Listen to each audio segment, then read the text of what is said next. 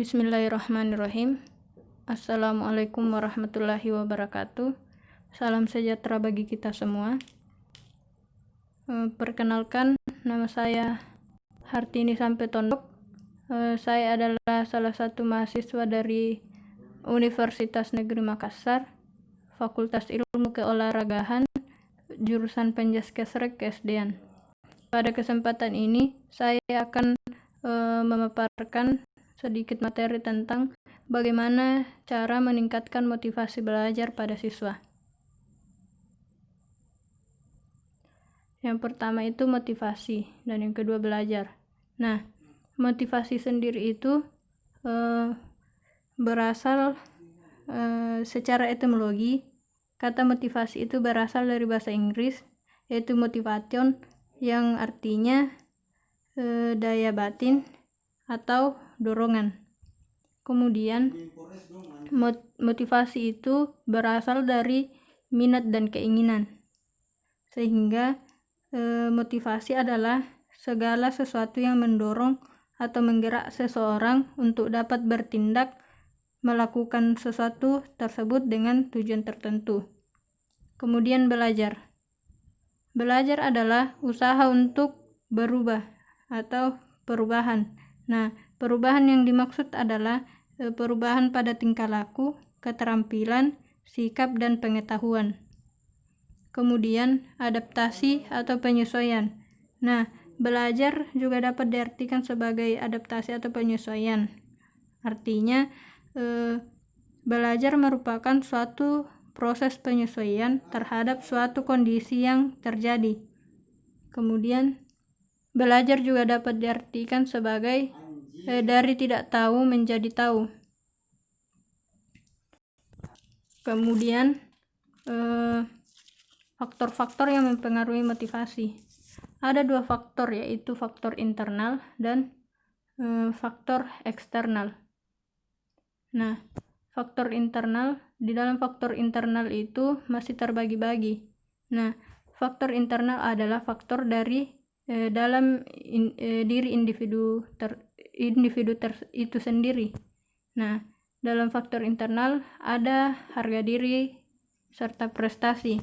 Artinya, harga diri serta prestasi merupakan motivasi di dalam diri seseorang untuk mencapai prestasi yang meningkatkan harga dirinya. Artinya, seseorang memiliki motivasi dari dalam dirinya sendiri untuk berprestasi, untuk meningkatkan derajat harga dirinya. Kemudian tanggung jawab. Tanggung jawab merupakan tanggung jawab atau sering disebut dengan responsibility adalah motivasi dalam diri seseorang untuk bekerja dengan baik serta juga hati-hati untuk menghasilkan sesuatu yang berkualitas.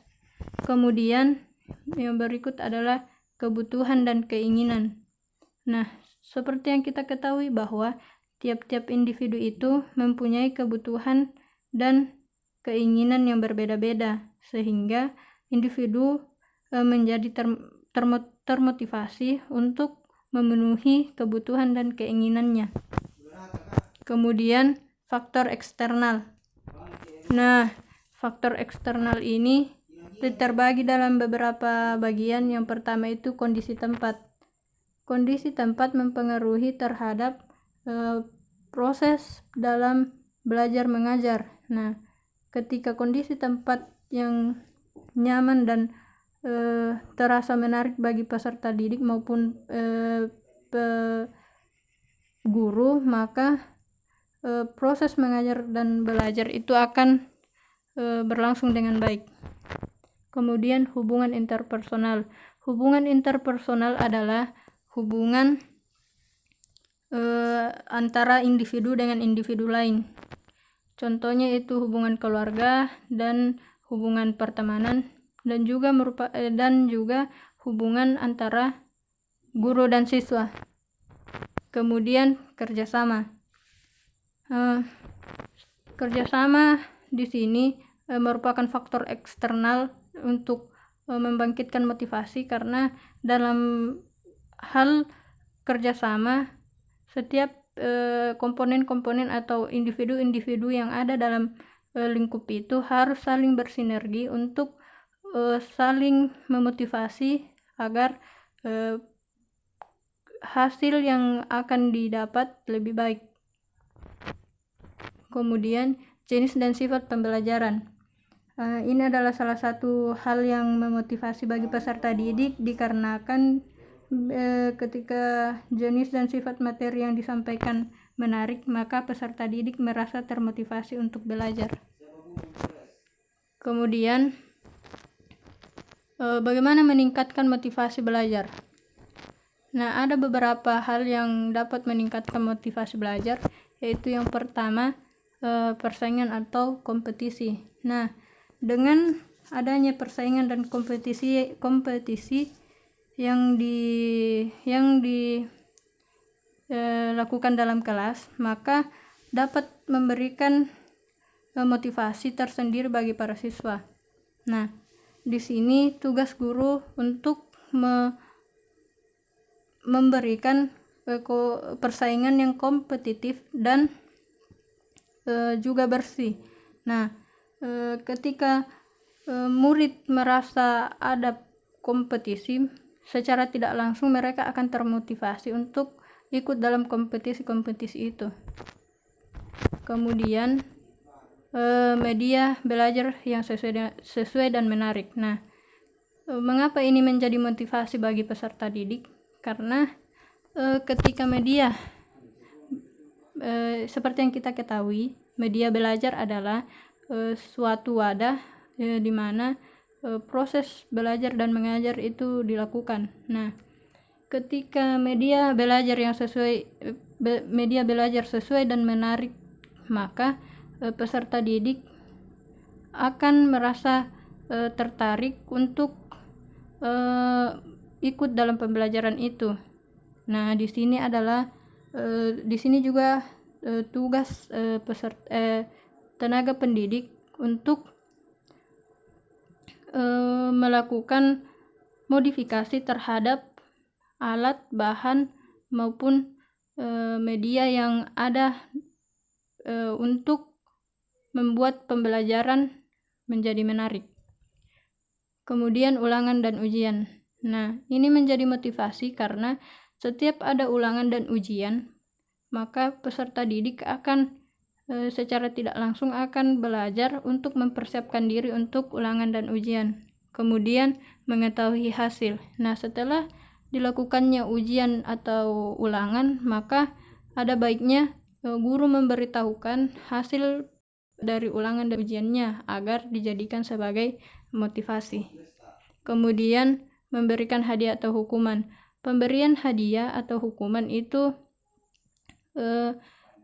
merupakan sebuah motivasi atau dorongan kepada murid, karena ketika kita memberikan hadiah atau reward kepada salah satu murid yang berprestasi dalam kelas, maka itu akan menjadi motivasi bagi dirinya sendiri dan juga bagi murid-murid yang lain agar belajar lebih giat. Kemudian ketika kita berikan hukuman, itu akan menjadi dorongan bagi peserta didik yang lain untuk tidak melakukan kesalahan yang dilakukan oleh temannya tadi. Nah, itulah berbagai cara untuk meningkatkan motivasi belajar. Sebagai kesimpulan, motivasi belajar pada dasarnya itu dipengaruhi oleh dua faktor, yaitu faktor internal, yaitu dari dalam diri sendiri, dan faktor eksternal atau dari luar diri sendiri. Kemudian motivasi dapat ditingkatkan melalui beberapa hal, yaitu dengan menggunakan media belajar yang sesuai dan menarik, mengadakan ulangan dan ujian, kemudian melakukan persaingan yang kompetitif, dan memberikan hadiah atau hukuman. Nah, Ini adalah daftar pustaka. Dari beberapa materi yang saya sampaikan tadi, saya mengambil materi itu dari beberapa sumber yang ada dalam daftar pustaka ini. Sekian dan terima kasih. Mohon maaf bila ada kata-kata yang salah, dan mudah-mudahan dapat bermanfaat bagi teman-teman. Akhirul kalam. Wassalamualaikum warahmatullahi wabarakatuh.